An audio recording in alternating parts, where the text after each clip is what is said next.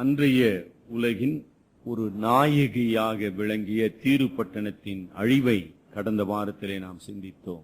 தீரு பட்டணம் சாத்தானுக்கு ஒரு உருவகமாகவும் பெருமையினாலே வீழ்ந்து போன முதல் மனிதனாகிய ஆதாமுக்கு ஒரு ஊமையாகவும் 28ஆம் அதிகாரத்திலே காட்டப்பட்டதை நாம் கவனித்தோம். ஆக இன்றைய சூழ்நிலையிலே சாத்தானுடைய கிரியைகள், சாத்தானின் மாயைக்குள்ளாக அல்லது பிடிக்குள்ளாக இருக்கின்ற ராஜாக்கள், அரசின் அதிகாரிகள் எவ்விதமாக அவர்கள் வீழ்ந்து போவார்கள் அல்லது தண்டிக்கப்படுவார்கள் என்பதை நம்ம கவனித்தோம். இந்த உலகத்துக்குரிய பாதுகாப்பு என்று சொல்லுகிறோம் ஆங்கிலத்தில், இந்த வேர்ல்ட்லி செக்யூரிட்டி, இந்த உலகத்துக்குரிய பாதுகாப்பு, இந்த உலகத்துக்குரிய செல்வம், இந்த உலகத்துக்குரிய பலம், இவை அனைத்தும் கோபாக்கினையின் நாளிலே சர்வ வல்லமையுள்ள தேவனுக்கு முன்பாக ஒன்றும் இல்லை என்பதை கர்த்தர் வெளிப்படுத்தினார். இன்றைக்கு 29ஆம் அதிகாரம் முதல் 32ஆம் அதிகாரம் முடிய அன்றைய உலகின் இல்லைங்களா ஆதி உலகின் இன்னொரு வல்லரசாகிய எகிப்தை குறித்து கர்த்தர் தீர்க்க தரிசனம் உரைக்கிறார். பல நேரத்தில் நம்ம தெரியல, நம்ம எத்தனை பேர் உலகத்தில் உள்ள நாடுகளில் தேவைகளுக்காக நம்ம ஜெபிக்கிறோம். அதாவது கம்யூனிஸ்ட் நாடுகள் இருக்குது, இந்தோனேஷியா போன்ற இஸ்லாமிய நாடுகள் இருக்குது. இந்த நாடுகள் கடவுளுக்கு விரோதமாக செயல்படுகிறார்கள், தேவனுடைய வார்த்தையை தடை செய்கிறார்கள், தேவனுடைய மக்களை துன்புறுத்துகிறார்கள். நம்ம எத்தனை பேர் ஜெபிக்கிறோம்? கடந்த வாரம் நான் ஏலஸ் போயிருந்தேன். அங்கு இந்த ஜெப குறிப்புக்காகவே சிறப்பான புத்தகங்கள் வெளியிடப்பட்டுள்ளன. உலக நாடுகளுக்காக ஒரு தனி புத்தகம். It contains the statistics. உலகத்தில் உள்ள 240க்கு மேலான நாடுகள் குறிப்பிடப்பட்டு ஜனத்தொகை, மதம், அரசியல், அங்குள்ள கிறிஸ்தவம், அங்குள்ள சபைகள், அவர்கள் சந்திக்கிற பிரச்சனைகள், அந்த மாதிரி ஒரு புத்தகம். அப்புறம் உலகில் உள்ள முக்கிய நகரங்கள், அது குறித்த ஒரு புத்தகம் ஜெபிப்பதற்காக. இந்தியாவினுடைய ஒவ்வொரு மாநிலம், அது குறித்து ஜெப புத்தகம். இந்தியாவில் உள்ள ஒவ்வொரு முக்கிய பட்டணம், அது குறித்து ஒரு ஜெப புத்தகம். சரிங்களா? அப்படி வெளியிடப்பட்டிருக்கு. ரொம்ப பிரயோஜனமான ஒரு ஜெப கையேடு என்று சொல்லலாம். ஆகவே நம்ம எத்தனை பேர் அப்படி ஜெபிக்கிறோம் தெரியல. இல்ல எத்தனை பேருக்கு இன்னைக்கு ஆப்பிரிக்கா கண்டத்துல சூடான், காங்கோ, நைஜீரியா, லிபியா, இன்னும் ஈவன் இன் கென்யா திருச்சபையின் விசுவாசிகள் கடுமையான ஒரு போராட்டத்திலே கடந்து சென்று கொண்டிருக்கிறார். I am not sure whether many of us are aware of that fact. ஆப்பிரிக்கா கண்டத்துல அரபு நாடுகளின் முஸ்லிம்கள் ஆயுதங்களை குவித்து கிறிஸ்தவத்தை அழிப்பதற்காக மும்முரமாக செயல்பட்டு கொண்டிருக்கிறார்கள். எத்தனை பேருக்கு நமக்கு தெரியும்? அதாவது உலகத்தை பற்றிய ஒரு அறிவற்ற ஒரு நிலை. எந்த நாட்டில் எது நடந்தானா, சீனாவில் வெள்ளம் ஆச்சுன்னு ஆயிரக்கணக்கு பேர் செத்தா என்ன சார், ஆந்திராவில் 42 பேர் சார் எவனா ஓஞ்சி போறான், நம்மளை கவனி சார். நீ சோ செல்பிஷ் இல்லைங்களா? சுயநலம், எல்லாம் ஜபத்துல கூட சுயநலங்க. அப்படிதான் இருக்கிற நம்ம. சோ பேத்தட்டிக், ரொம்ப பரிதாபமான ஒரு ஜபத்துல கூட ஒரு சுயநலம் தான். இப்படி இருக்கிறவங்களுக்கு இந்த பகுதியெல்லாம் விளங்குறது ரொம்ப கஷ்டங்க. But God is concerned about the whole world. He is the creator of the world. He is the savior of the world. He will be the judge of the world. அந்த மூன்று நிலையிலே சிருஷ்டிகராக, இரட்சகராக, நியாயாதிபதியாக அவர் உலகத்தை குறித்து அக்கறை உள்ளவராக இருக்கிறார், கரிசனை உள்ளவராக இருக்கிறார். அந்த உலக நாடுகளில் உள்ள ஜாதிகளும் ஜனங்களும் அவருடைய பரிசுத்த நாமத்தை அறிய வேண்டும், மனம் திரும்ப வேண்டும், தேவனுடைய கோபாக்கினைக்கு அவர்கள் தப்ப வேண்டும் என்று ஒரு அக்கறையுள்ள தேவனாக இருக்கிறார். Do we share that concern for the salvation of the humanity? அப்படி இல்லைன்னா அந்த பிரசங்கம் இன்னைக்கு உங்களுக்கு பிரயோஜனமாகுது. நீங்க ஏஞ்சி போய் வேற வேலை ஏதாச்சும் செஞ்சா நல்லா இருக்கும். நான் உங்களுக்கு சொல்லியிருக்கிறேன், நான் உங்களுக்கு பிரசங்கம் பண்ணுவது என்னுடைய 2வது நிலை தாங்க. என்னுடைய 1வது நிலை, நான் வேதத்தை கற்றுக்கொள்ளுகிறேன். என்ஜாய் படிக்க படிக்க படிக்க அவ்வளவு நான் ஆசீர்வாதத்தை பெறுகிறேன். அப்போ ஒரு கமெண்ட் சொல்ற, இன்றைக்கு மக்கள் எரேமியாவின் தீர்க்க தரிசனத்தையோ எசேக்கியேலின் தீர்க்க தரிசனத்தையோ கேட்க மனமில்லை. ஏன் மனமில்லை? எரேமியா ஒரு புலம்பலின் தீர்க்கதரிசி, எசேக்கியேல் ஒரு சிறை இருப்பிலே சுவிசேஷத்தை அறிவிப்பதற்காக அல்லது தீர்க்க தரிசனத்தை அறிவிப்பதற்காக பாடு அனுபவித்த ஒரு தீர்க்கதரிசி. அவனுடைய பெரும்பாலான தீர்க்க தரிசனங்கள் தேவனுடைய நியாய தீர்ப்புகள். Predominantly the prophecies were of judgment. இன்றைய நவீன மனிதனுக்கு நியாய தீர்ப்பு அருவருப்பா இருக்குது, வெறுப்பா இருக்குது, கடவுளுடைய பரிசுத்தம் தேவையற்றதா இருக்குது. People are not willing to listen. ஆகவே அவைகள் பிரசங்கிக்கப்படுவது கிடையாது. ஏன்னா அதை கேட்கிற மக்கள் கிடையாது. இங்க கூட எல்லாரும் கேட்டாங்க, நம்ம சொல்ல முடியாது. நான் கடவுளுடைய பிள்ளை, நான் தேவனை அறிந்திருக்கிறேன் என்று நீங்கள் உரிமை பாராட்டவர்களானால் தேவனுடைய இதயத்தையும் தேவனுடைய சித்தத்தையும் தேவனுடைய வரப்போகிற நியாய தீர்ப்பு குறித்த ஒரு பயங்கரமான அறிவு நம்மை ஆட்கொள்ளுகிறதா? அப்படி ஆட்கொள்ளும் போதுதான் நம்ம ஜெபிக்கிறவர்களாக மாறுவோம். கம்யூனிஸ்ட் சீனாவுக்காக ஜெபிப்போம், கம்யூனிஸ்ட் ரஷ்யாவுக்காக ஜெபிப்போம். இந்தோனேஷியான்னு ஒரு வார்த்தை சொன்னேன். இந்தோனேஷியால என்ன நடக்குதுன்னு உங்களுக்கு தெரியுமா? எதுக்கு சுனாமி வந்ததுன்னு உங்களுக்கு தெரியுமா? அந்த ஆர்டிகல்ஸ் எல்லாம் நீங்க இங்க படிக்க போறதே கிடையாது, இங்க யாரும் அதை சொல்ல போறதும் கிடையாது. ஏறக்குறைய 20 ஆண்டுகளுக்கு மேலாக இந்தோனேஷியாவில கிறிஸ்தவர்கள் துன்புறுத்தப்படுகிறார்கள். ஒரே நேரத்தில் இந்தோனேஷியாவில் நடக்கிற persecution, it is religious as well as racial. இவ்வளவு விவரம் நமக்கு தெரியணும், அப்பதான் அங்க என்ன நடக்குதுன்னு புரியும். கடவுள் ஏன் இந்தோனேஷியாவின் மீது சுனாமி என்கிற ஒரு நியாய தீர்ப்பை அனுப்பினா? you must read about that. யாருக்கு அதை பத்தி கவலை இருக்குதுங்க? என்ன சார் இப்படி ஆயிடுச்சு சார் தான் சொல்ல தெரியுது. இன்னும் நிறைய கவனிப்போம். போர் சொல்றோம், ஆப்கானிஸ்தான் போர் என்றோம். ஏன் கடவுள் போரை அனுமதித்திருக்கிறார்? 20 ஆண்டுகளுக்கு மேலாக ஆப்கானிஸ்தான்ல போர் நடக்குது. அது ஏன் நடக்குதுன்னு உங்களுக்கு தெரியுமா? கடவுள் அதில் செயல்படுகிறார் என்பதை நீங்க புரிந்து கொள்ள. Can you see the hand of God in every nation? அதுதாமா விசுவாசினுடைய பார்வை. அதெல்லாம் இல்ல பாருங்க, நம்ம கணத்து தவளையா மாறிட்டோம். ரொம்ப கஷ்டங்க. பைபிள் நமக்கு விளங்குறது கஷ்டம், ஆவியானவர் நமக்கு உணர்த்துறது கஷ்டம். பொதுவா சொல்றோம் ஆண்டவர் வருகிறார், பொதுவா சொல்றோம் கடவுள் நியாயம் தீர்க்க போகிறார் என்று. ஆனால் அந்த நியாய தீர்ப்பு எவ்வளவு பயங்கரமானது! அந்த நியாய தீர்ப்புக்கு முன்பாக தேவனுடைய சுவிசேஷம் அறிவிக்கப்பட வேண்டும், தேவனுடைய மக்கள் மீட்கப்பட வேண்டும் என்கிற ஒரு வாஞ்சையினாலே திருச்சபை நிரப்பப்பட வேண்டும். அதுக்குதான் சார் இந்த பிரசங்கம். எதுக்கு சார்? என்னுடைய நாட்டு மக்கள், என்னுடைய இனத்து மக்கள் மாத்திரமல்ல, உலகின் பல நாடுகளிலே சுவிசேஷம் கேள்விப்படாத விக்கிரக ஆராதனையிலும் மூட பழக்க வழக்கங்களிலும் பிசாசின் அடிமைத்தனத்திலும் செத்து மடிந்து கொண்டிருக்கிற மக்கள் மனம் திரும்ப வேண்டும். அந்த சிப்பை குறித்த இதய துடிப்பு நமக்கு இருக்குதா? அப்படி இருந்தா இது நமக்கு விளங்கும். எசேக்கியேல் அவனுடைய நாட்டு மக்களுக்காக மட்டும் அவன் சுவிசேஷத்தை அறிவிக்க, அதாவது தீர்க்க தரிசனத்தை அறிவிக்கவில்லை. அந்த 16ஆம் வசனம் கவனிச்சிங்களா? அதாவது முதலிருந்து சொல்றாருங்க. நம்ம படிச்சோம் இல்லைங்களா? கிட்டத்தட்ட 24ஆம் அதிகாரத்திலிருந்து எசேக்கியேலே நீ புலம்பு, நீ அழு, நீ கதறு. நல்லா விளங்குதா? அவன் எந்த எகிப்தையும் பார்த்தது கிடையாது, எந்த தீர்வுக்கும் போனது கிடையாது. எசேக்கியேல் உங்களை மாதிரியான மாதிரிதான். ஆனா கடவுள் சொல்றா, நீ புலம்புப்பா, எகிப்துக்காக புலம்பு, கதறு, பொருள்ன்ற இல்லையா? அது என்ன அர்த்தம்? தீர்க்கதரிசி கடவுளின் சித்தத்தை அறிந்தவன் மாத்திரமல்ல, இப்படி கடவுளுடைய சித்தத்தை ஒரு மனிதன் அறிந்து கொள்ளும் போது அவனுடைய இதயம் கடவுளுடைய இதய துடிப்பாக மாற வேண்டும். அதற்காக தான் கடவுள் பேசிக் கொண்டிருக்கிறார். அப்படி சிந்தனை பண்ணுங்க. கடவுள் பேசுகிறார். ஏன்பா பேசுகிறார்? கடவுள் நாம் படைத்த மக்கள் மீது அக்கறை உள்ளவர், கரிசனை உள்ளவர். 2 பேதுரு 3ஆம் அதிகாரம் 9ஆம் வசனத்தில் சொல்லுகிற வண்ணமாக அவருடைய வருகை தாமதிக்கப்படுகிறது. ஏன் தாமதிக்கப்படுகிறது? அவர் நீடிய பொறுமை உள்ளவராக இருக்கிறார். ஏன் நீடிய பொறுமை உள்ளவர்களாக இருக்கிறார்?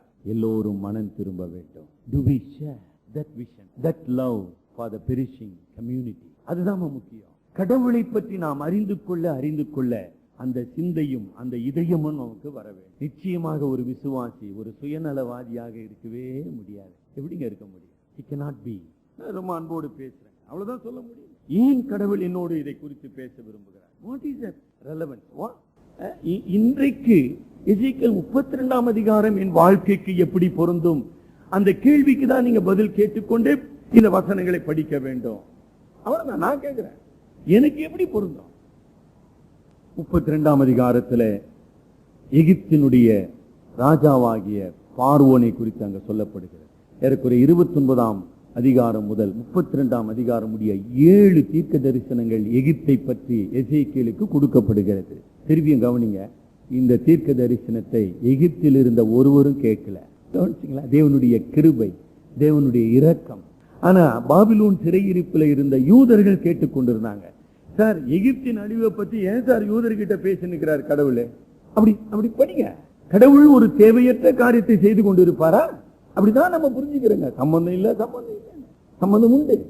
குறைந்தது 2 உண்மையை சிறையிருப்பில் இருக்க யூதருக்கு சொல்லுகிறார்.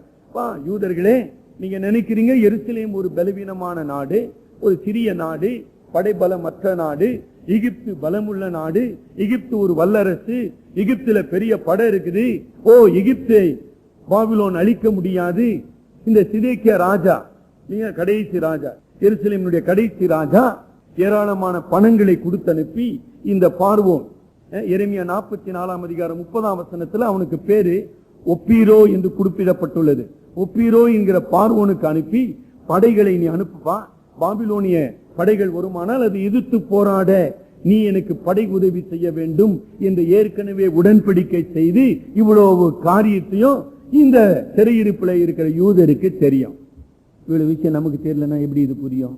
அப்ப யூதர்கள் என்ன நினைச்சிட்டு இருக்காங்க, ஐயோ பாபிலோன் ராஜா போய் எருசலேம் அழிக்க முடியாது, காரணம் பலமுள்ள ஒரு அலின்னு சொல்லுவாங்க, அதாவது ஒரு துணையாளன் நமக்கு இருக்கிறார், எகிப்து வல்லரசு இருக்குது.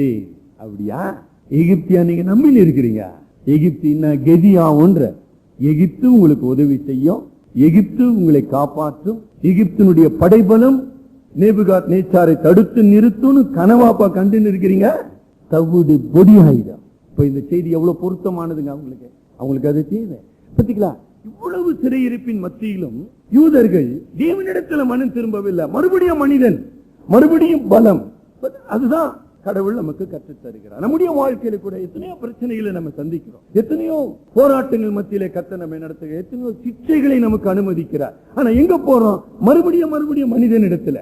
அந்த மனிதன் உன்னை காப்பாற்றுவானா? அந்த மனிதன் உன்னை வாழ வைக்க முடியுமா? அந்த மனிதனால என்னுடைய கோபாக்கினையில் இருந்து தடை செய்ய முடியுமான்னு ஒரு சவால் விடுகிறார். இப்ப புரிஞ்சுதுங்களா எதுக்குங்க இந்த 32ஆம் அதிகாரம்? For this purpose. இன்றைக்கு அந்த தவறை நாம் செய்து கொண்டிருக்கிறோம். எரேமியா 44:30 படிச்சீங்களா? அங்க பேர் இருக்குது பாருங்க, ஒப்பீரோவா. நான் பார்வோன் ஒப்பீரா என்னும் எகிப்தின் ராஜாவையும் கையிலும், சிதேக்கியாவை நீயே ஆதரவற்ற ஒரு அபலை, நீ போய் அவங்கிட்ட உதவி தேடி நிற்கிற, அவன் ஒரு உதவா கரை. இததான் 7 தீர்க்க தரிசனங்களின் மூலமாக கடவுள் பேசினார். எதற்காக இந்த தீர்க்க தரிசனங்கள்? தம்முடைய ஜனமாகிய, உடன்படிக்கையின் மக்களாகிய, தமது நாமும் தரிக்கப்பட்ட ஜனமாகிய என் ஜனங்கள் தங்களை தாழ்த்தி தங்களுடைய பொல்லாத வழிகளை விட்டு மனம் திரும்பி என்னை நோக்கி கூப்பிடுவார்களானால் நான் அவர்களை விடுவிப்பேன். இன்றைக்கும் அதே செய்தி தான் நமக்கு வந்து கொண்டு. இன்றைக்கு ஏன் சார் எகிப்தை பத்தி நம்ம படிச்சுட்டு இருக்கிறோம்? எகிப்து பாவ மனிதனுக்கு ஒரு அடையாள சின்னம், மாம்ச சிந்தைக்கு ஒரு உருவகம். Egypt is a symbol of world. இந்த உலகத்தின், பாவ உலகத்தின் வாழ்வுக்கு, வளமைக்கு ஒரு அடையாள சின்னம். கிறிஸ்தவ வாழ்க்கையில மாம்ச சிந்தைக்கு கார்னல் ஸ்பிரிட். 1 கொரிந்தியர் 10ஆம் அதிகாரத்துல பேதுரு சொல்லுகிறது போல, கிறிஸ்தவர்களான பின்பு, விசுவாசிகளான பின்பு இந்த உலகத்துக்கு பின்னாலே ஓடிக்கொண்டிருக்கிறார்களே மக்கள், அவர்களுக்கு ஒரு எச்சரிப்பின் அடையாளமாக எகிப்து நிறுத்தப்படுகிறது. ஆக உலகமா கிறிஸ்துவா? உலக மேன்மையா கிறிஸ்துவினால் வருகிற பாடுகளா? உலகத்தினுடைய பாதுகாப்பா கர்த்தரால் அருளப்படும் அடைக்கலமா? எது உன்னுடைய தெரிந்து கொள்ளுதல்? ஆக எனக்கு அருமையானவர்களே, 2 நோக்கத்துக்காக இந்த தீர்க்க தரிசனத்தை எசேக்கியேல் பகிர்ந்து கொள்கிறார். முதல் நோக்கம், எகிப்து என்கிற ஒரு, இல்லைங்களா, முதலை என்கிற பதம் தமிழ் மொழிபெயர்ப்பில் கொடுக்கப்பட்டிருக்குது.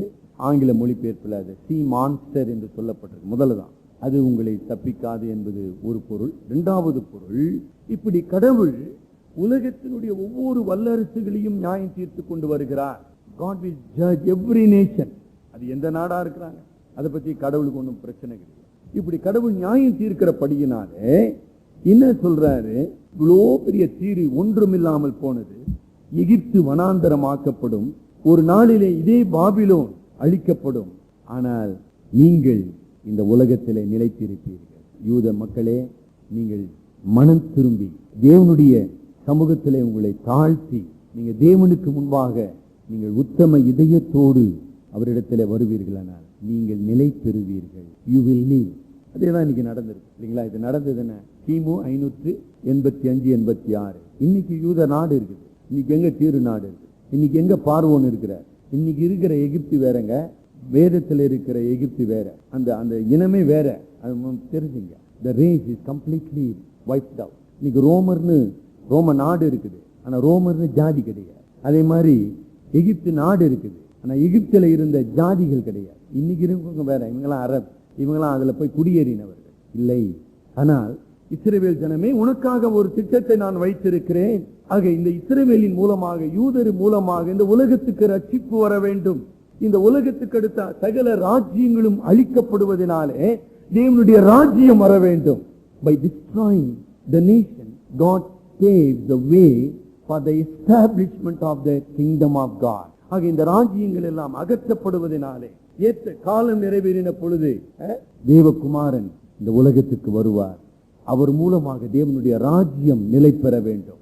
அந்த தேவனுடைய ராஜ்யத்திலே மக்கள் சேர்க்கப்பட வேண்டும். அதான் தேவனுடைய திட்டம். ஆக அது வரைக்கும் நீங்கள் காக்கப்படுவீர்கள். பாத்தீங்களா, ஒரு அழிவின் செய்தியிலேயே ஒரு நம்பிக்கை கொடுக்கப்படுகிறது. கடவுள் எப்படி பேசுறாரு பாத்தீங்களா? எகிப்து அழிக்கிறப்பா, எல்லாத்தையும் அழிச்சிடுறேன், ஆனா நான் உன்னை அழிக்க மாட்டேன். ஏன்னா கடவுளுடைய ரட்சிப்பின் திட்டம் உன் மூலமாக இந்த உலகத்துக்கு வெளிப்பட வேண்டும். எவ்வளவு முக்கியமான செய்தி. இந்த செய்தி என்ன செய்ய வேண்டும்? யூத மக்களை மனம் திரும்புதலுக்குள்ளாக வழி நடத்த வேண்டும். நீங்க அந்த அதிகாரத்தை படிப்பீர்களானால் 12ஆம் வருஷம் 12ஆம் மாதம் 1ஆம் தேதி என்பது கிமு 585ஆம் ஆண்டு மார்ச் மாதம் 3ஆம் தேதின்னு வியாக்கியானிகள் சொல்லுகிறார்கள். அதாவது எருசலேம் அழிக்கப்பட்டு, அந்த அழிக்கப்பட்ட செய்தி பாபிலோன் சிறையிருப்பில் இருந்த யூதர்களுக்கு கொண்டு வரப்பட்டு, அந்த செய்தியை கேட்ட பின்பு எசேக்கியேலுக்கு சொல்லப்பட்ட அல்லது அறிவிக்கப்பட்ட தீர்க்க தரிசனம். நம்ம ஏற்கனவே படிச்சுட்டோம். இந்த பார்வோன் பெயர் ஒப்பிரா. இந்த பார்வோன் இல்லைங்களா, இப்ப சொல்லப்படுகிற அந்த எசேக்கியேல் 32ஆம் அதிகாரம் சொல்லப்படுகிற வருடத்துக்கு 25 ஆண்டுகளுக்கு முன்னதாக அவன் இல்லைங்களா, எரேமியால 42ஆம் அதிகாரத்தில் வருது. எரேமியா 43ஆம் அதிகாரம் 11, 12 ஒருவேளை படிக்கலாம். கொளுத்துவேன், சிலைகளை உடைத்து தேவர்களுடைய கோயில்களை அக்னியால் சுட்டெரித்து. ஆக ஏன் எகிப்து அழிக்கப்பட வேண்டும்? அதனுடைய பொய் தெய்வங்கள், பொய் வழிபாடுகள், உயிரற்ற சிலைகள் நொறுக்கப்பட வேண்டும். ஆக இந்த ஒப்பிரா 25 ஆண்டுகளுக்கு முன்னதாக பெலிஸ்தியாவை அவன் கைப்பற்றுகிறான். அவன் கைப்பற்றின போது பாபிலோன் இருக்குதுங்க, பாபிலோன் சாம்ராஜ்யம் இருக்குது. ஆனாலும் அவன் தன்னை உயர்த்துகிறான். நம்ம வாசித்த 32ஆம் அதிகாரம், அதாவது அதே மாதிரி 29ஆம் அதிகாரம், எகிப்தின் ராஜாவாகிய பார்வோனுக்கு எதிராக உன் முகத்தை திருப்பி சொல்ல வேண்டியது என்னவென்றால், எகிப்தின் ராஜாவாகிய பார்வோனே, படுத்துக்கொண்டு என் நதி என்னுடையது, உண்டு பண்ணினேன் முதலையே. அவனுக்கு வந்த அந்த பெலிஸ்தியாவின் மீது பெற்ற வெற்றியினாலே தன்னை யாரும் மேற்கொள்ள முடியாது என்கிற ஒரு தப்பெண்ணம் அவனுக்குள்ள வந்தது. நான் ஏற்கனவே பல முறை சொல்லியிருக்கிறேன். அன்றைய காலத்தின் ராஜாக்கள் தங்களை தெய்வ பிறவிகளாக கருதினார்கள். ஆகவே நான் ஒரு தேவன், கடவுள் கூட என்னை எதிர்க்க முடியாது, அழிக்க முடியாது என்கிற ஒரு மன கோட்டைக்குள்ளாக அவன் தன்னை வைத்துக் கொள்ளுகிறான். சரிங்களா? அப்படிப்பட்ட ஒரு மனநிலையில் இருக்கிற பார்வோனுக்கு எதிராக இந்த தீர்க்க தரிசனம் சொல்லப்படுகிறது. அதாவது பார்வோன் தன்னுடைய படை பலத்தை நம்பி இருப்பானால், அந்த சொற்றொடர் புரியுதுங்களா? they believe on the power of the sword. ஒரு ராஜா தன்னுடைய படை பலத்தை நம்புகிறார், தன்னுடைய பட்டயத்தை. ஆண்டவர் சொல்லுகிறார் 11ஆம் வசனத்துல, கர்த்தராகிய ஆண்டவர் 32:11 கர்த்தராகிய ஆண்டவர் சொல்லுகிறது என்னவென்றால், பாபிலோன் ராஜாவின் பட்டயம், ஆமா அப்பா உன் பட்டயம் பாபிலோன் ராஜா பட்டயம் எதிர்க்க நிற்காதுப்பா. நம்ம எதிலே பெருமை கொள்கின்றோமோ, எதிலே நம்முடைய நம்பிக்கை வைக்கிறோமோ, அந்த நிலையிலேயே கடவுள் நம்மை அடித்து விட முடியும். நான் எதுல பெருமை கொள்றேன், அந்த பெருமையிலேயே நம்மை கர்த்தர் நியாயம் தீர்க்க முடியும். That is what has happened in the history of nation. உலகத்தின் பல நாடுகளிலே கர்த்தர் நமது வல்லமையை வெளிப்படுத்தினார். அதை நம்ம அங்க படிக்கிறோம்.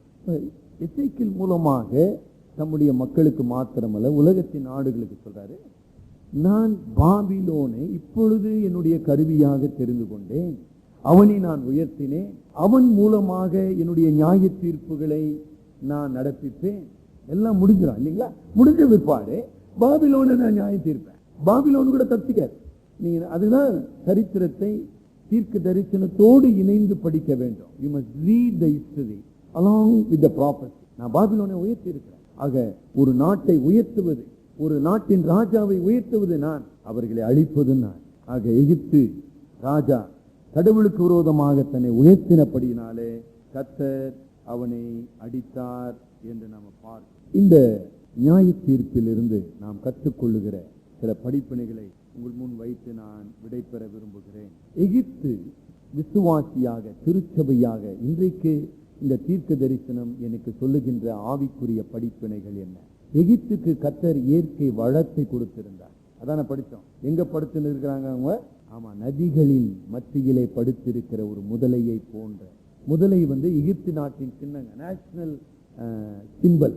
எவ்வளவு இன்ட்ரெஸ்டிங்கா இருக்கு பாருங்க. முதலை எகிப்து நாட்டினுடைய நாட்டு விலங்கு மாத்திரமல்ல, நாட்டின் சின்னம். இப்ப கடவுள் சொல்றாரு, என்னை யாரும் அழிக்க முடியாது என்று சொல்லி நீ படுத்துக் கொண்டிருக்கிறாயே, உன்னை நீ பால சிங்கம் என்று நினைத்துக் கொண்டிருக்கிறாய் இல்லைங்களா? 2ஆம் வசனத்துல நீ பால சிங்கம் இல்லப்பா, நீ முதலதான் அப்படின்னு சொல்ற ஒரு நிலை. 2வது நிலை, நீ மனிதனாக இருக்க வேண்டியவன், நீ என்னவா போயிட்ட, நீ ஒரு மிருகத்துக்கு சமானமாக போயிட்டார். சரிங்களா? அது ஒரு பொருள். அந்த ஏன் கடவுள் அந்த பதங்களை பயன்படுத்துகிறார்? அடுத்த பொருள், எகிப்து எந்த நாடு இன்னைக்கு கூட நம்ம பார்க்கிறோம். சில போர்கள் நடந்து கொண்டு இருக்குது. ஒரு நாடு இன்னொரு நாடு மீது படையெடுக்கிறது, ஒரு நாடு இன்னொரு நாடை அழிக்க முற்படுகிறது.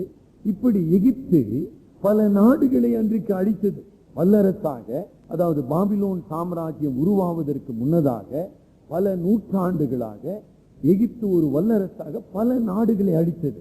ஆகவே அந்த அழிவை கடவுள் நினைவில் வைத்து அதற்கு ஒரு அழிவை கொண்டு வருகிறார். தன்னுடைய படைபலத்தினாலே, தன்னுடைய சுயநலத்துக்காக, செல்வத்தை குவிப்பதற்காக எகிப்து மற்ற நாடுகளை அழித்தது. இன்றைக்கு நீ அதற்காக நியாயம் தீர்க்கப்படுவாய். அதான் அதனுடைய பொருள். சரிங்களா? ஆக முதலாவதாக தன்னுடைய இயற்கை வளம், அது கடவுளுடைய அருட்செல்வம், கடவுளுடைய ஈவு என்பதை அங்கீகரிக்க மறந்த எகிப்து. இன்றைக்கு மனிதர்களும் அப்படிதான் இருக்கிறார். கடவுள் அருளின வரங்கள், ஈவுகள், எல்லாம் எத்தனையோ ஈவுகள், இவைகள் அனைத்தையும் தங்களுடைய சாதனையாக, தங்களுடைய வெற்றியாக மனிதர் பாவித்து கடவுளை நிராகரிக்கிறார். அது எந்த நாடா இருக்கலாம், மனிதனா இருக்கலாம். ஆகவே அதற்காக தேவனுடைய நியாய தீர்ப்பு வரும். கடவுளாக கருதினான், அழிக்கப்பட முடியாத ஒரு ராஜாவாக கருதினான். அவனை அழிக்கும்படி கடவுள் இந்த எச்சரிப்பை கொடுக்கின்றார். இல்லைங்களா? மூன்றாவது உண்மை என்னங்கம்மா? நம்ம வாசித்த 32ஆம் எசேக்கியேல் 32ஆம் அதிகாரம் 15-16 படி, நான் எகிப்து தேசத்தை பாழாக்கும் போதும், தேசம் தன் நிறைவை இழந்து வெறுமையாய் கிடக்கும் போதும், நான் அதில் குடியிருக்கிற யாவரையும் சங்கரிக்கும் போதும். ஆகவே இது நம்ம பல முறை இந்த பிரேஸ், நான் கர்த்தர் என்று அறிந்து கொள்வார்கள், நான் கர்த்தர் என்று அறிந்து கொள்வார்கள், இங்க பல முறை படிக்கலாம். They will know that I am the Lord God. என்னை என்று வேறொரு தேவன். ஆக இந்த புற ஜாதிகளின் தேசங்கள், ராஜாக்கள் பல தெய்வ கோட்பாடு இல்லைங்களா, பல தெய்வ கோட்பாடிலே அவர்கள் பின்பற்றி வந்தார்கள். ஆனால் தேவன் ஒருவரே, யெகோவா ஒருவரே கடவுள் என்பதை இந்த நியாய தீர்ப்பின் மூலமாக அவர்கள் அறிந்து கொள்வார்கள். கொஞ்ச நேரம் அந்த வரலாற்றை திரும்பிப்பார். இந்த எகிப்து நாட்டுக்கு இஸ்ரவேல் மக்களை பத்தி தெரியாதா? மோசையை பத்தி தெரியாதா? எகிப்தில் நடந்த வாதைகளையும், எகிப்து தேசம் எவ்விதமாக அழிக்கப்பட்டது என்கிற வரலாறு அவங்களுக்கு தெரியாதா? எல்லாம் தெரியும். They know very well the history. ஆக இஸ்ரவேலின் தேவனாகிய கர்த்தர் வல்லமையுள்ள தேவன். நல்லா ஞாபகம் வச்சிருக்கீங்களாமா? கர்த்தர் விடுதலையாக்க இவைகள் அனைத்தையும் அவர்கள் அறிந்திருந்தும் இந்த தேவனை மகிமைப்படுத்தாததினாலே அவர்களுக்கு கொடுக்கப்பட்ட வெளிப்பாடு இல்ல, கடவுளுடைய நியாய தீர்ப்பு கடவுள் மனிதனுக்கு கொடுக்கிற வெளிப்பாட்டின் அடிப்படையில், according to the revelation everybody has. ஒரு மனிதனுக்கு தெரியாத காரியத்தை குறித்து கடவுள் கேட்பதில்லை. அவர்களுக்கு கொடுக்கப்பட்ட வெளிப்பாட்டின் அடிப்படையில் அவர்களுக்கு நியாய தீர்ப்பு. ஆக இஸ்ரவேல் நாட்டை பற்றி, இஸ்ரவேல் தேவனை பற்றி, இஸ்ரவேலினுடைய வேதம் ஓரளவில் அவர்கள் அறிந்திருக்க முடியும். ஆனால் தேவனை அவர்கள் நிராகரித்தார்கள். ஆகையினாலே தேவன் அவர்களை அழிப்பார். 4வது, பார்வோன் இன்றைக்கு நம்முடைய சூழ்நிலையிலே மனிதனுடைய சுய சித்தத்திற்கு ஒரு அடையாளம். ஆகையினாலதான் அவர் என்ன சொல்றாருங்க, 3ஆம் வசனத்திலிருந்து கிட்டத்தட்ட 9ஆம் வசனம் முடிய அல்லது 8ஆம் வசனம் முடிய இந்த நியாய தீர்ப்பை பேசுகின்றார். பார்வோன் மனிதனுடைய சுய சித்தத்திற்கு ஒரு அடையாள சின்னம். கடவுளுடைய சித்தத்தைக்கு எதிராக மனிதன் செயல்படும் போது அது எவ்வளவு பெரிய மனிதனா இருக்கு. கர்த்தர் அந்த மனிதனை அல்லது அந்த நாட்டை அழிப்பார். சரிங்க, நம்முடைய கிறிஸ்தவ வாழ்க்கையில அதை எப்படி புரிந்து கொள்ளலாம்? சரிங்களா, ரொம்ப முக்கியமான பகுதி இல்லைங்களா? ரோமர் தெரிந்த பகுதி, ரோமர் 7ஆம் அதிகாரம். ரோமர் 7ஆம் அதிகாரம் ஒரு விசுவாசியாக ரட்சிக்கப்பட்ட மக்களாக சுய சித்தத்தோடு நம்ம போராடி கொண்டு இருக்கிறோம், சுய விருப்பத்தோடு போராடி கொண்டு இருக்கிறோம், சுய திட்டம். இதைதான் பவுல் அப்போஸ்தலன் இப்படி சொல்லுகிறார். எப்படி சொல்றார் பாருங்க, 18ஆம் வசனம் படிங்க. என் மாம்சத்தில் நன்மை வாசமாய் இருக்கிறதில்லை, அறிந்திருக்கிறேன். நன்மை செய்ய வேண்டும் என்கிற விருப்பம் என்னிடத்தில் இருக்கிறது, நன்மை செய்வதோ என்னிடத்தில் இல்லை. ஆதலால் நான் விரும்புகிற நன்மையை செய்யாமல் நான் விரும்பாத தீமையை செய்கிறேன். 20ஆம் வசனம் அப்படி செய்கிறது. 23க்கு வந்திருக்கு. ஆகையால் என் மனதின் பிரமாணத்துக்கு விரோதமாய் வேறொரு பிரமாணத்தை என் அவயவங்களில் இருக்க காண்கிறேன். என் அவயவங்களில் உண்டாயிருக்கிற பாவ பிரமாணத்துக்கு. ஆக ரட்சிக்கப்பட்ட விசுவாசியாக நம்முடைய போராட்டம் என்ன? நம்முடைய சுய சித்தம், நம்முடைய சுய வழி, நம்முடைய சுய இச்சை, நம்முடைய சுய பெருமை, இவைகளோடு போராடுகிற ஒரு வாழ்க்கை. ஒரு முக்கியமான படிப்பு. அதுக்கு தான் நான் சொன்னேன், எகிப்து உலகத்துக்கும் மாம்ச சிந்தைக்கும் ஒரு அடையாளம். ஆக இஸ்ரவேல் மக்கள் எகிப்திலிருந்து விடுதலையாக்கப்பட்டாங்க, கானான் சுதந்திரத்துக்குள்ளாக கொண்டு வரப்பட்டாங்க. ஆனா அவங்களுடைய எண்ணம் எல்லாம் எகிப்தில தான் இருந்தது. அவங்களுடைய நம்பிக்கை எல்லாம் எகிப்தின் தெய்வங்கள் மேல் இருந்தது. அவர்களுடைய வழிகள் எல்லாம் எகிப்தினுடைய சுகபோகத்தை தேடினது. Can you follow that? ரட்சிக்கப்பட்டுட்டோம் இந்த உலகத்திலிருந்து. ஆனா இன்னும் இந்த உலகத்தின் மீது நமக்கு ஆசை, இந்த உலகத்தினுடைய சுகங்களை அனுபவிக்க ஆசை, இந்த உலகத்தின் வழிகளிலே நடக்க ஆசை. கொலோசியர் 2ஆம் அதிகாரம் 8ஆம் வசனத்துல சொல்லுகிற வண்ணமாக கொலோசியர் 2:8 படிங்க. லௌகீக ஞானத்தினாலும் மாயமான தந்திரத்தினாலும் ஒருவனும் உங்களை கொள்ளை கொண்டு போகாதபடிக்கு எச்சரிக்கையாயிருங்கள். பாரம்பரிய நியாயங்களையும் உலக வழிபாடுகளையும் பற்றினதே அல்லாமல் கிறிஸ்துவை பற்றினது. இன்றைக்கு திருச்சபையினுடைய, அதாவது பொதுவாக சொல்றேன், இன் ஜெனரல், திருச்சபையினுடைய பொதுவான நிலை உலகத்தோடு ஒத்து செல்லுதல், உலக வழிகளை பின்பற்றுதல், உலக சுகங்களை தேடுதல், உலக மதிப்பீடுகளை பெற்றிருத்தல். கடவுள் அதை நியாயம் தீர்க்கிறது. நாடுகள் மாத்திரமல்ல, தனி மனிதர்கள் மாத்திரமல்ல, திருச்சபையை கடவுள் நியாயம் தீர்ப்பார். எங்கு மனித சித்தம், எங்கு மனித பெருமை ஆளுகிறதோ அங்கு கடவுளுடைய நியாய தீர்ப்பு வரும். சரி, இதை எப்படி செய்யறேன்னு பாத்தீங்கன்னா ஒரு இன்ட்ரெஸ்டிங்கா இருக்கும் பாருங்க. 3ஆம் வசனம் எசேக்கியேல் 32:3 சொல்லுகிறார், என் வலையை வீசுவேன். ஆமாம், அது சிங்கத்தை குறிக்குது. சிங்கத்தின் மீது வலை. என்ன வலமா? நேபுகாத் நேச்சாருடைய பாபிலோனிய படை என்கிற வலை. சரிங்க. 4ஆம் வசனம், உன்னை தரையிலே போட்டு விடுவேன். என்ன உன்னை தரையிலன்னா என்னங்க? தர முதல்ல தண்ணியில தான் இருக்கும் ஓரளவுக்கு. அதை நான் தரையில போடுவேன். அதாவது அதற்கு உதவியற்ற, சாதாரணமா சொல்லுவாங்க, முதலைக்கு பலம் தண்ணீரில் இருக்கும் போதுதான் பலம், தரைக்கு வந்துட்டு அதுக்கு பலம் இல்லைன்னு சொல்லுவாங்க. ஆகவே உன்னை நான் தரையிலே போட்டு விடுவேன். போட்டு விடுவது மாத்திரமல்ல, வானத்து பட்சிகள், ஆகாயத்து பறவைகள் உன்மேல் இறங்கி உன்னை பட்சித்து போடும். என்ன உருவகமாக எகிப்துக்கு வரப்போகிற தண்டனையை குறித்து கடவுள் பேசுகிறார். அங்க நடந்தது என்னன்னு கேட்டீங்கன்னா, வரலாற்றுல எரேமியாவிலும் சொல்லப்படுது, ஏசியாவிலும் சொல்லப்படுது. இந்த பாபிலோன் ராஜா அவன் படையெடுத்து எருசலேமின் மீது அவன் முற்றுகையிடுகிறான். இப்படி எருசலேமின் மீது முற்றுகையிட்ட போது இந்த எகிப்தினுடைய பார்வோன் ஒப்பிரா தன்னுடைய படைகளை அவன் அனுப்புகிறான். நல்லா கவனிங்க, அதான் வரலாற்றுல நடந்த நிகழ்ச்சி. எகிப்து ராஜா கிமு 588ஆம் ஆண்டு தன்னுடைய படைகளை எருசலேமுக்கு கொண்டு வந்த போது எகிப்து எருசலேமுக்கு ஆதரவாக படைகளை அனுப்பினான். அப்ப ராஜா என்ன செய்தான்? நேபுகாத்நேச்சார், இது இருக்கட்டும்பா, எருசலேம் இது சின்ன விஷயம் தான், முதல்ல அதை முடிச்சிடு அப்படின்னு சொல்லி படைகளை அப்படியே திருப்பினான் எகிப்துக்கு. திரும்பி தவிடு பொடி ஆக்கப்பட்ட. ஆகவே நேபுகாத்நேச்சார் சண்டைக்கு போல, நல்லா அதுதாங்க வலையை வீசுவேன். ஆகவே எகிப்து இட் வாஸ் ட்ராப்ட்னு சொல்லுவோம், சிக்கி கொண்டது. சும்மா இருந்த நேபுகாத்நேச்சார் படையின் மீது இவர்கள் சென்றபடியினால அவர்கள் அழிக்கப்பட்டார்கள். 2ஆம் மகா உலக யுத்தத்தில் ஒரு இன்ட்ரெஸ்டிங் ஹிஸ்டாரிக்கல் ஈவென்ட். 2ஆம் மகா உலக யுத்தத்தில் பேர்ல் ஹார்பர்னு கேள்விப்பட்டிருக்கீங்களா? Pearl Harbor incident. இந்த பேர்ல் ஹார்பர்ல அமெரிக்க படைகள் மீது ஜப்பானிய விமானங்கள் போர் தொடுத்து மாபெரும் அழிவை தந்தன. 1944 இருக்கலாம்னு நினைக்கிறேன். 1947 ஆண்டு ஒரு ஏப்ரல் மாதத்துல, அதாவது அமெரிக்காவுக்கும் ஜப்பானுக்கும் சண்டை இல்லைங்க, சண்டை போடல. அது வரைக்கும் அமெரிக்காவும் 2ஆம் மகா உலக போர்ல அவர்கள் ஈடுபடவும் இல்லை.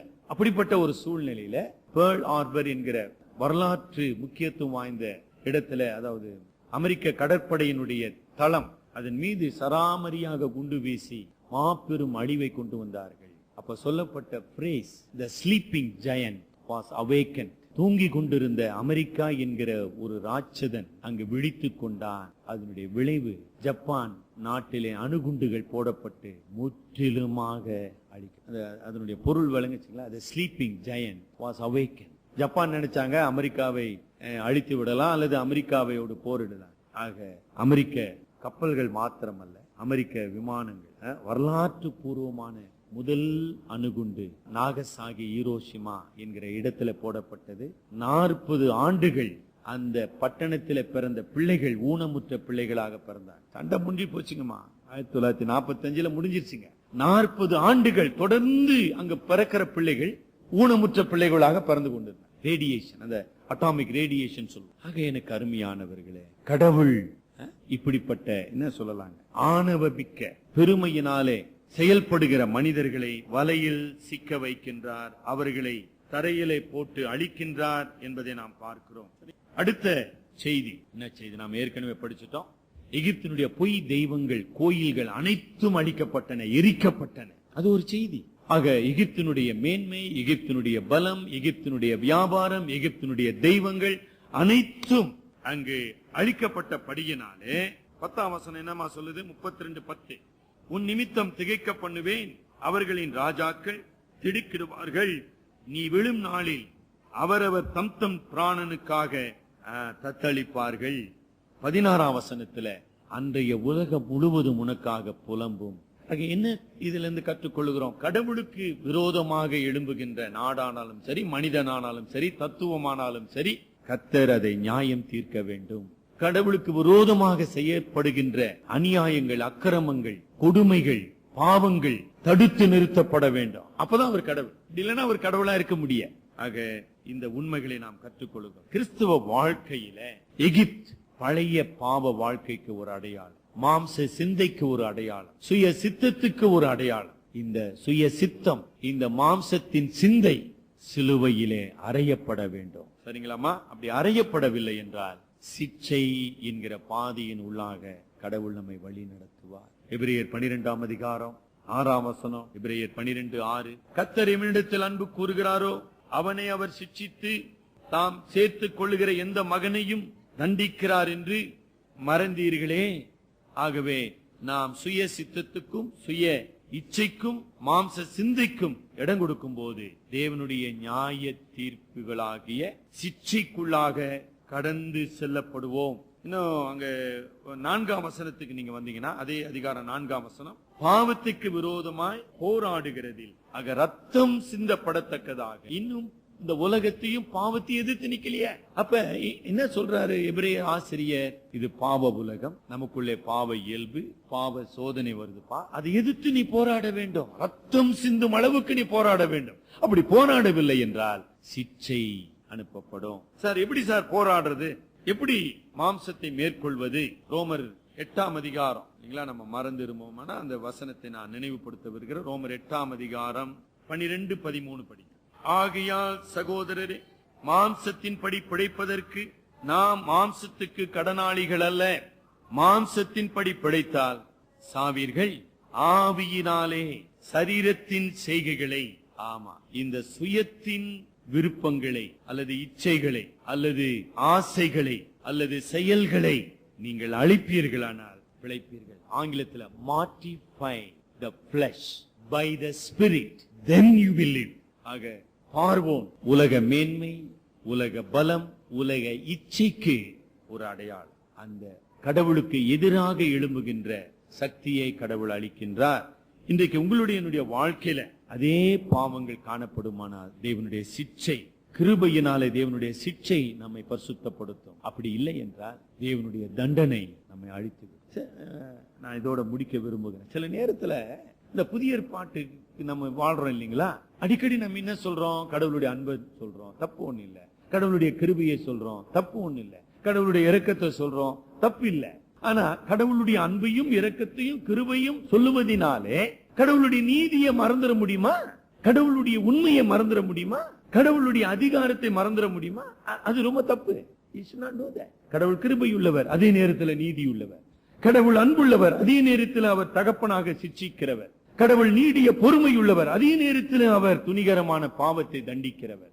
அப்படி சரியா சிந்தனை பண்ணணும். We must balance that our God is merciful as well as he is righteous. ஆக எனக்கு அருமையானவர்களே, பார்வோன் தன்னுடைய பெருமையினாலே அவன் சிக்கிக் கொண்டான். பார்வோன் கடவுள் தந்த இயற்கை வளங்களை நம்பி கடவுளை அவன் அசட்டை செய்தான். பார்வோன் கர்த்தருக்கு முன்பாக தன்னை தாழ்த்துவதற்கு பதிலாக கடவுளுக்கு எதிராக தன்னை உயர்த்தினான். பார்வோன் அங்க சொல்லப்படுது, அணைக்கப்படும், ஒளி அகற்றப்படும். இனி அதான் நான் உங்களுக்கு ஏற்கனவே சொல்லிட்டேன். அதுக்கு பிற்பாடு எகிப்தின் ராஜாவும் ராஜ வம்சமும் கிடையாது, எகிப்தின் இனமும் கிடையாது. நேபுகாத்நேசாருடைய படையெடுப்பு பிற்பாடு அப்படிப்பட்ட ஒரு அழிவை கர்த்தர் கட்டளையிட்டார். எனக்கு அருமையான விசுவாச சகோதரியே, சகோதரனே, நம்முடைய வாழ்க்கையிலும் கடவுள் பாவத்தை கட்டுப்படுத்த வேண்டும். நம்முடைய என்ன சொல்றதுங்க, இச்சைகளை திருப்தி செய்வதற்காக கடவுளுடைய கிருபையை நாம் தேடக்கூடாது. திருப்பியும் சொல்றேன், we should not seek the grace of God to satisfy the lust of ourself. ரொம்ப ஆபத்தான ஒரு விஷயம். என்னுடைய இச்சையை நிறைவேற்றுவதற்காக தேவனுடைய கிருபையையோ தேவனுடைய இரக்கத்தையோ நான் தேடுவேனானால் அதுதான் எசேக்கியேல் 32ஆம் அதிகாரத்தினுடைய செய்தி. தலைவணிக்கு நாம் ஜெபிப்போம். வரலாற்று ரீதியாக தேவனுடைய நியாய தீர்ப்பு, தேவனுடைய ஆக்கினை தீர்ப்பு எகிப்தின் பார்வோனை அழித்தது, எகிப்து நாட்டை அழித்தது. உலக வரலாற்றிலே எத்தனையோ நாடுகள் அழிக்கப்பட்டது. நான் கர்த்தர் என்று அறிந்து கொள்வார்கள். இவ்விதமாக வரலாற்றின் நாயகராகிய கடவுள், அவரே தேவன், அவரே சிருஷ்டிகர், அவரே இரட்சகர் என்பதை வெளிப்படுத்துகிறார். அதே நேரத்தில் தம்முடைய பிள்ளைகளாகிய இஸ்ரவேல் மக்களுக்கு அவர் இறங்குகிறவராக, அவர்களை மனம் திரும்ப அழைக்கிறவராக, அவர்கள் மூலமாக தம்முடைய ரட்சிப்பின் திட்டத்தை நிறைவேற்ற சித்தம் கொண்டவராக இருக்கு. இந்த புதிய ஏற்பாட்டின் காலத்திலே புதிய இஸ்ரவேலா திருச்சபையின் மீது அவர் இரக்கம் உள்ளவராக இருக்கு. நம்மை சுற்றிலும் அழிவுகளை நம்ம பார்க்கிறோம், நியாய தீர்ப்புகளை நாம் பார்க்கிறோம். ஆனால் திருச்சபையாகிய நீங்களும் நானும், தேவனுடைய உடன்படிக்கையின் மக்களாகிய நீங்களும் நானும் இந்த உலகத்தின் வழியில் செல்லாமல், இந்த உலகத்தில் அன்பு கூறாமல், இந்த உலகத்தின் பாதுகாப்பை சார்ந்து கொள்ளாமல் கடவுளை சார்ந்து கொள்ள, தேவ ஆவியினாலே மாம்சத்தின் கிரியைகளை அழிக்க நாம் விசுவாசத்தின் நல்ல போராட்டத்தை போராட வேண்டும். அன்பின் ஆண்டவரே, உமது குமாரனுடைய விலை மதிக்க முடியாத இரத்தத்தினாலே நீர் எங்களை மீட்டுக் கொண்டீர். நாங்கள் எங்களுக்கு சொந்தமானவர்கள் அல்ல, உம்முடைய கிரியத்தினாலே நீர் எங்களை சொந்தமாக்கி கொண்டீர். எங்கள் உடல், எங்கள் ஆவி, எங்கள் பொருள் அனைத்தும் உமக்கு நாங்கள் காணிக்கையாக படைக்கவும், தேவரீர் இந்த பாடுள்ள வாழ்க்கையிலே, பாவமுள்ள சமுதாயத்திலே விசுவாசத்தின் நல்ல போராட்டத்தை போராடவும், ஆவியினாலே நாங்கள் மாம்சத்தின் கிரியைகளை அழிக்கவும் நீர் எங்களுக்கு உமது ஆவியின் பலத்தை அருள நாங்கள் செபிக்கிறோம். உமது ஆவியானவர் எங்கள் சிந்தைகளை, எங்கள் நோக்கங்களை, எங்கள் விருப்பங்களை பரிசுத்தப்படுத்தவும், அதன் மூலமாக நாங்கள் இந்த உலகத்திலே உம்முடைய சாட்சிகளாக விளங்கவும் உதவி. உம்முடைய கிருபையின் காலத்தை நாங்கள் அசட்டை செய்யாமல், உமது பரிசுத்த ஆவியானவரை நாங்கள் துக்கப்படுத்தாமல், தேவனே உம்முடைய சித்தத்துக்கு கீழ்ப்படுகின்ற நல் மனதை எங்களுக்கு எங்கள் அருமை இரட்சகர் மூலம் ஜெபிக்கிறோம் பிதாவே. ஆமேன்.